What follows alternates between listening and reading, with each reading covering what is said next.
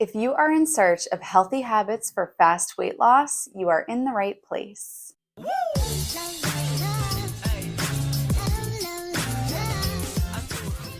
Hello, my honeys. If you're new here, my name is Emmie. I am a weight loss specialist, a nutritionist, and the creator of the Slim on Starch program. If you're interested in learning more about how you can join the Slim on Starch program, click the link in the down bar. Now, I know that you clicked on this video because it said fast weight loss and how sexy that sounds. Yes, I'm gonna get this thing tomorrow. But now that I've reeled you in, let me shoot you straight and say that the slower you go, the faster you get there.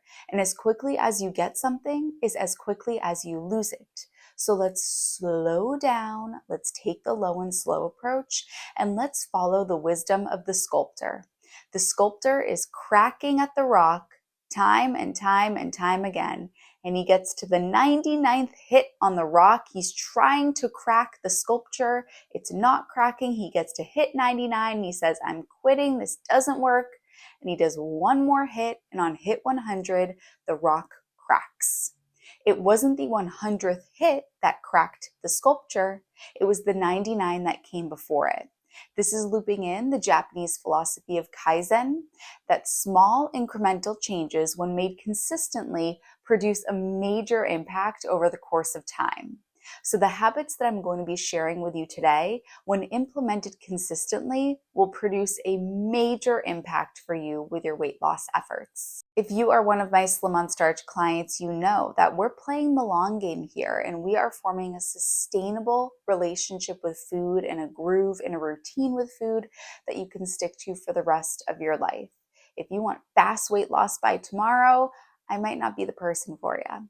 If you want to sustainably release weight and keep it off for the rest of your life and really feel like you've got this when it comes to food, you have your groove, you're on autopilot with food and it's floating in the background, then I'm Healthy Emmie and I am the gal for ya. The way that I've structured this video is going to be starting at the beginning of the day, working our way to the end of the day, and I'm going to be giving you a tip for each part of the day. And stick around to the end of the video because I have a surprise for you. I have a little gift for you for watching the entire video. Starting out with breakfast, maybe you're having the protein pancakes from the Healthy Families cookbook, maybe you're having the French toast casserole from the Healthy Families cookbook, or maybe you're treating yourself to the cinnamon rolls from the Healthy Desserts cookbook, or you're being very responsible and having the everyday oatmeal from Healthy Mummies cookbook. Whatever it is that you're having, please make sure of two things. Number one, you are waiting to eat until you get a hunger cue. Wait until you're actually hungry. So often we eat habitually. We eat because the clock tells us to. But if it were a clockless world, would you be eating? What signal has your body sent you that it's time to eat? Are you relying on internal cues to eat, or are you relying on external cues to eat? External cues to eat are what time it is. You always eat in the car on the way to work. You're eating because other people are eating. You're eating because it's your opening and it's just your time that you do this thing.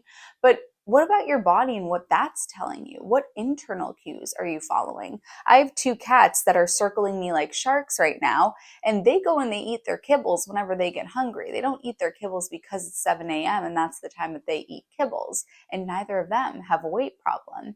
So wait until you get an internal cue from your body that tells you it's time for you to eat. If you watch my vlogs, you'll see that that's the way that I go when it comes to when's it time for me to eat. I have a general sort of time frame that I know I'm going to get hungry within, and if I'm getting to the end of that time frame and I haven't eaten something, I probably will. But it's this, maybe 2-ish hour time frame where I know I'm going to get a hunger cue within here somewhere, and I'm going to wait until my body sends me that cue. The second thing that I urge you to do is to please carve out a little time for yourself to sit down and to eat. The average American eats their breakfast in under 5 minutes, whereas in other parts of the world, meals take hours and hours.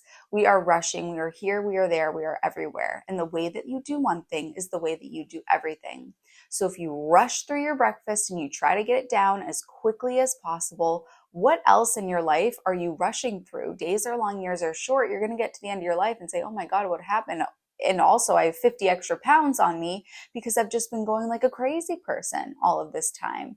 Slow down. Use what we call the power of the pause, to pause before you're eating and ask yourself, is this action, is this meal aligned with the person that I want to be? Or am I reinforcing a behavioral pattern that I'm really working hard to get rid of? And I know that you are busy. Again, this is not a busy competition for me to say that I am busier than you or for you to say that you're busier than me. I'm here to help, not to harm. If we say that we can't do something, let's actually replace that with the word I won't do something. Let's replace that phrase. So if you say, I can't sit down and have breakfast, and you say instead, I won't sit down and have breakfast, ooh, how does that feel energetically for you? Because I'm sure if you could, you would make the time to do it. The reality is that you probably can, but what are your priorities? If you have a lot going on in the morning, I fully understand this. Can you get up a little bit earlier? Can you go to bed a little bit earlier? This is all about how you prioritize your time. And I know that people have kids and they have a lot of people that they have to move around the house in the morning. I fully understand that. Can you get up a little bit earlier and move back the whole morning routine so that now you have 20 extra minutes here because everybody got up a little bit earlier? You got up a little bit earlier. I saw a quote, my dad, healthy dad, in his office, he has an index card, a stack of index cards with the quote of the day. And I was in there, and one of the quotes that he had was, negative people have a problem for every solution. So as I present this solution, don't come right back at it with a problem. Allow yourself to be open to maybe this will work for me. I know the easy thing to do in our knee-jerk reaction is to find why it won't work, but let's open ourselves up to the possibility that you can make this shift with your schedule and maybe this will work for you. Hey, also in the morning, make sure that you supplement with your vitamin B12. The only clean vitamin B12 that I trust, that is all natural, no sugar, no oil, no gross stuff, 100% vegan, is the one that I made, because every other one that I was finding online in the health food stores, at the vitamin shops, was disgusting. So get this one. It's linked in the down bar. You can subscribe and save and get it to your door every month. You don't have to worry about it. Tip number 2, we are heading into lunch, and maybe you are having the gut health bowl from the Healthy Bowls cookbook, or you're having the lentil soup from the Healthy Soups cookbook, or the tomato soup. That's a great lunch soup from the Healthy Soups cookbook. Whatever it is, meditate for 1 minute before you eat. Per my last email, if you don't have 1 minute to meditate, you are lying. You have time to watch this video. I said in one of my recent videos, I said, I know that people are going to say, I don't have time to meditate. I have kids. Well, you had time to write that comment. You could have been meditating. To take 1 minute, and by the way, meditation does not mean that you have to go off into a quiet corner, sit like a Buddha, put on an eye mask, and have a sound bowl going around you. Meditation can look like deep breathing when you're watching a classroom of kids. Meditation can look like slowing down your breath for a minute while you're working at the hospital. Meditation doesn't have to be what you might think of it as. Meditation can be deep breathing, closing your eyes, coming back to center before you put food into your mouth. Meditation does not require that there is silence in the room around you. The reason why I recommend this is because it will get the body into rest and digest. We run around in fight or flight all day long, which is terrible for our digestion and our satiety. When we're running around all day long and we're in fight or flight, blood is actually flowing away from our digestive tract toward our limbs, and we're not going to digest the food well. When we slow down and we get into rest and digest, you can assimilate the food properly, and also you feel more satisfied. If you've ever had the experience where you eat and then you're like, why am I still hungry? Probably because you were in fight or flight, you weren't in rest and digest. Heading into the afternoon slump, the time that your coffee has worn off and now you have your hands in the cookie jar, you're having a little bit of popcorn, you're having some crackers, you're having your kids' goldfish. At this time, you need to have a meal. You need to have a mini meal. I know that we fall into the idea of, oh, well, it's 3:00, so lunch is over and I have to wait until dinner. So I have to be a good girl. I have to be a good boy and not eat until it's proper meal time. Says who? Society has made us believe that we can only eat 3 meals a day, but be a rebel, break free and say, I am not going to abide by external cues for when to eat. I'm going to trust my body's signals. And if I genuinely need food right now, I'm going to eat food.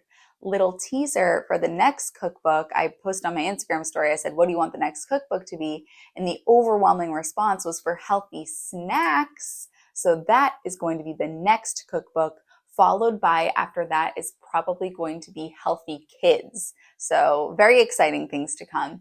But if you need to eat at that time, embrace it, work with it, look at your hunger as a blessing because it's able to communicate with you when it needs more fuel. So now it's dinner time, and maybe you're having the chickpea sloppy joes from the Healthy Families cookbook. Maybe you're having a side of the maple mustard roasted Brussels sprouts from the Healthy Veggies cookbook. Maybe you're following it up with a little bit of dessert from the Healthy Desserts cookbook.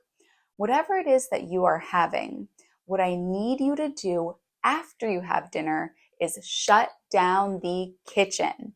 Turn off the lights, clean everything up, put it away. The kitchen is closed.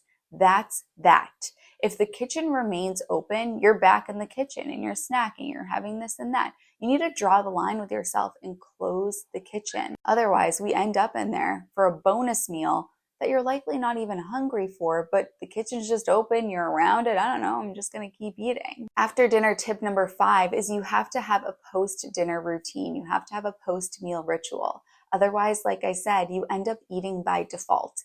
Eating is the default activity for boredom. So at the end of the day, you need to write down what your evening wind down routine is going to be so that you don't end up in the kitchen mindlessly snacking. And the final tip, before you go to bed, write out what you're going to eat the next day for your meals. If you're a Slim on Starch client of mine and you need the accountability, write it in a message to me and to your coaches so that you can stay on top of it and stay accountable. By writing this out for the next day, you are ensuring that your future self has a blueprint to work with, and he or she or they doesn't have to wake up the next morning saying, what the heck's today gonna look like? I have no idea. If instead you have a nice agenda and you don't fail to plan, which is planning to fail, you can go into the next day, wake up saying, we got this. I know what meals I'm gonna be having. I'm gonna wait for my body to send me a hunger cue, and I'm gonna rock this thing. If you made it to this point of the video, I want to give you a little surprise.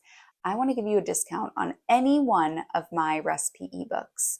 So if you use the discount code Healthy Habits at checkout, you can get a discount. You can get 15% off to get you started. Comment, let's do this. If you made it to this point of the video and you are going to rock these healthy habits. I'm proud of you for watching this video. It shows your dedication to this, your commitment, and your resilience if this is something that you've been struggling with, and I admire you for that.